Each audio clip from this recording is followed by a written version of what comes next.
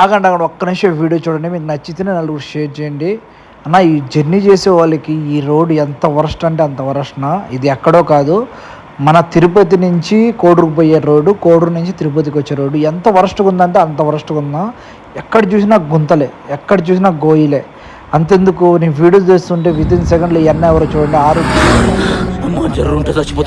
Just miss అవతల ఉంటే ఖచ్చితంగా బండి ఎగురు ఉంటుంది అన్న. ఎంత వరస్ట్గా ఉందంటే రోడ్డు అంత వరస్ట్గా ఉంది.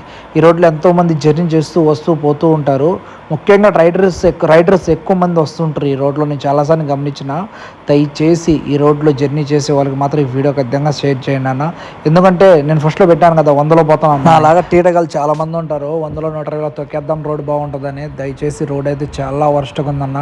రైట్లో పోదాం అనుకుంటే లెఫ్ట్లోకి పోయి, లెఫ్ట్లో పోదాం అంటే రైట్లోకి పోయి, ఎక్కడ చూసినా మొత్తానికి గొయ్యలు అయితే ఫుల్గా ఉన్నాయి. ఎందుకంటే మొన్న వరుసగా 4 రోజులు వర్షాలు కాబట్టి వర్షాలకి బాగుండే రోడ్లు కూడా డ్యామేజ్ అయి ఉంటుంది. అంతే ముఖ్యంగా చెప్పేది ఏమంటే నైట్ జర్నీ అయితే ఈ రోడ్లో అస్సలు చేయొద్దండి. ఒకవేళ చైనా కూడా మీరు 40-50 మించి దాటి పోవద్దండి. రోడ్ అయితే అస్సలు బాగాలేదన్న.